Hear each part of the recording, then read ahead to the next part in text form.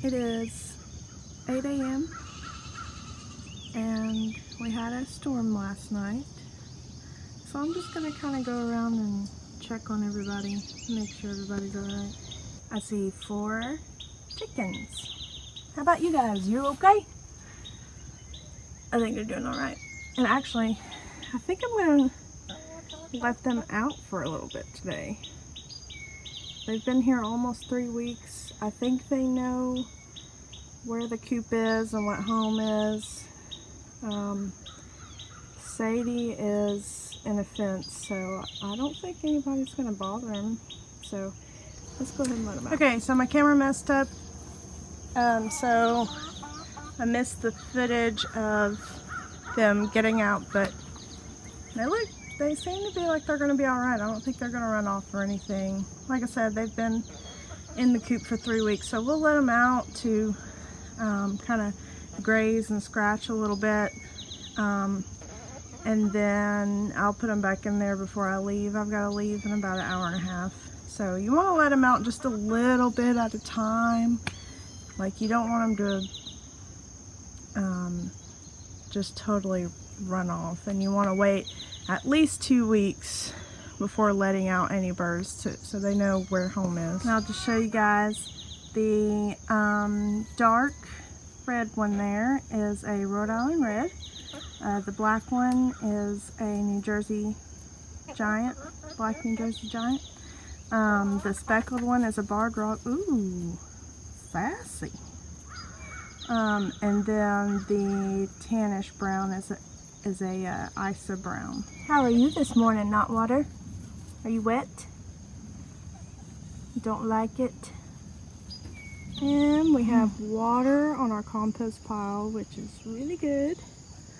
It's breaking down good. It's not near as big as it needs to be, but it's a start. So I come down to the cabin and the door is open. I don't remember opening it. And I know Elmer didn't open it. And for some reason, I don't remember that window being broken. I hope nobody's like sleeping in there. Oh, you know what? Maybe the storm opened the door. And maybe a limb broke the window. I don't know. Let's go in and see if somebody kills me. Hello. But yeah, this is the cabin. There's a lot of junk in here I gotta go through.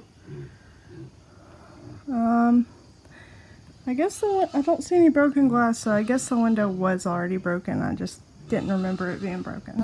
You guys seem to have braved the night. You alright? Okay. I'm going to tell you guys a little bit about these pigs. These are American Guinea Hogs. They are a very old breed that if you were a pioneer in the United States, this is most likely the pig that you had. Now, back then, everybody's animals were free range. They didn't have all kinds of fencing. They would let the pigs free range, and then they would use dogs to go get them, and then bring them back down to their homestead, and then they would pin them up and finish them on corn or grain before, probably about a month before they were ready to slaughter them.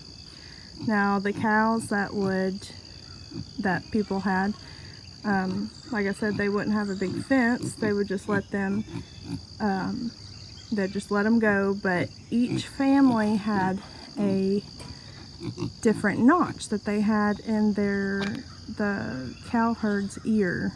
Like, some of them would have 1 notch or 2 notches or a U shape, or, you know, a hole punched through the middle of the ear, or and that was your way of identifying your own cows. And if you found a neighbor's cow, you knew which neighbor it was. But anyways, back to the guinea hogs. This breed only gets to be about 150 to 200 pounds at the most. Other breeds can get in excess up to 600 pounds. We chose this breed because they're easier to handle.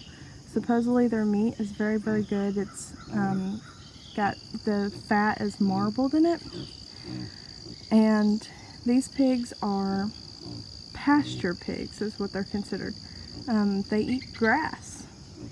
They eat grass, and I mean, of course, if you give them table scraps and grain and all that, they'll eat it, but they can survive on a pasture. Of course, they've pretty much got this area mowed down, and we don't have hog fencing around the rest of our property, so they'll stay in here and we'll have to supplement some food. But anyways, American guinea hogs almost went extinct. Actually, the first place that I saw these guys was the Knoxville Zoo.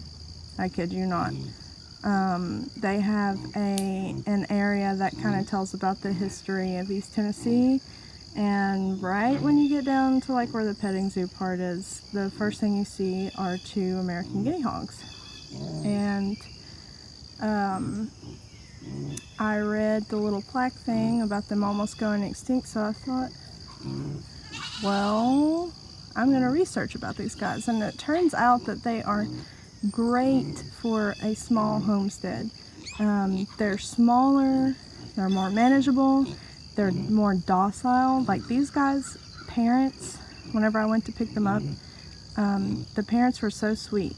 Like you could go up and pet them, and of course we don't want to get too attached to these two because they're going to be bacon, but you know, some pigs can be aggressive, and it's really good to have something that I know, you know, if my kids came out here, I know that they're not going to hurt them. So, but yeah, that's the American guinea hog. Oh boy, this is going to be fun. Okay, don't do it.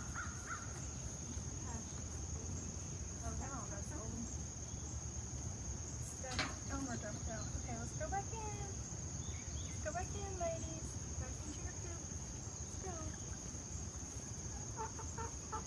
Not that way.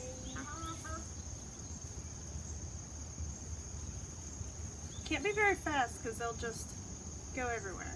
That's why I tell Elmer, you can't like chase stuff. You just have to kind of hope they go where you want them to go.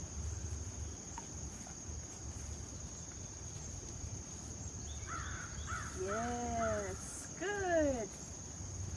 All right. Back in, ladies. All right.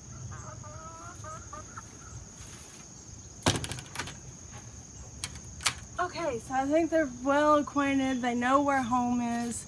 So that was a good success. So now I know I can let them out and let them free range, eat the bugs, ticks, just whatever they want. Grass, weeds. Chickens love weeds. Now I can let them out, and then in the evening time I can let some of their feed down and they can go back in and eat their feed. So.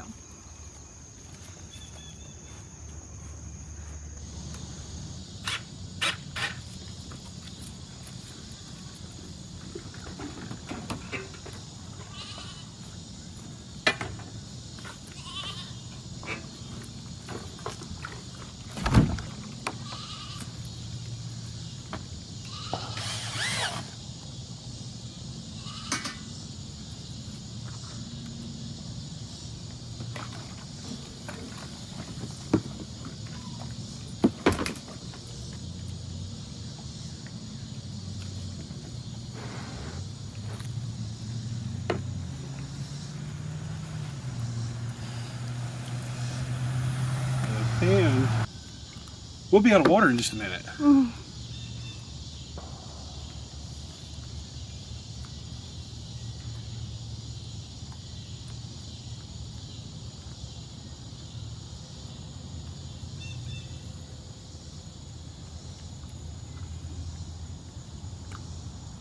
Well, It's like watching the Titanic sink. yeah. Our plan didn't work. There's probably a reason people don't make them that big. Because it doesn't work. It has to work. But this is not how it works. But, thankfully, I used the same size drill bit hole is what our new watering cups call for. These watering cups will take the place of our chicken nipples. One cup is supposed to service 12 chickens, so I don't know about that, but we'll see. I'm hoping I don't have to glue these in. If so, I've got epoxy.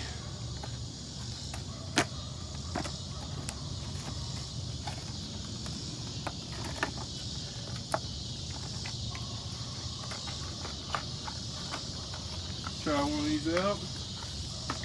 3/8 inch hole. This is supposed to thread right in.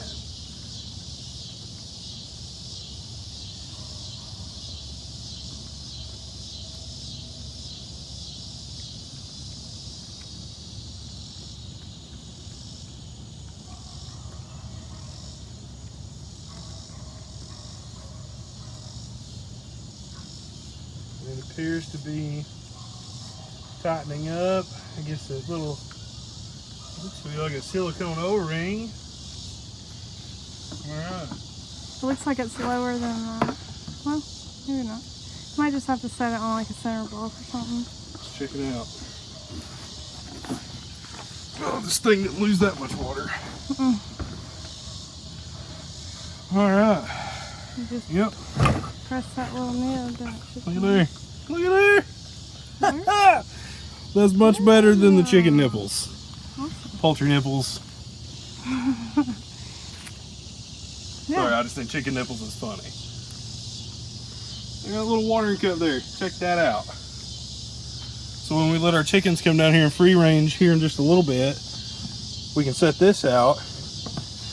They'll have water for a month. That's perfect. And I don't think it's leaking. Yeah. So we can set this up on a block, which it needs to be up off a block on a block anyway. Yeah. All right, so one failure, one victory. I'll take it. Yeah. We can just use that as like a feed 15 bin. gallons. We only have 4 chickens right now. That's golden. We're good for like 2 or 3 weeks. Yeah. We just gotta check the water and make sure the water doesn't start to turn. Yeah, that's beautiful. Because we can put this guy right here on the other side. We got double the water in action.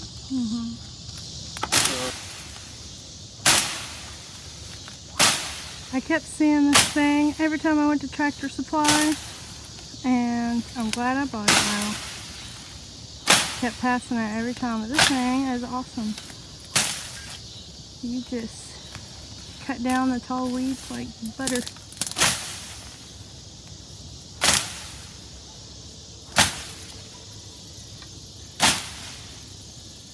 Now we can see the fence. It's good for clearing pinch rows and stuff.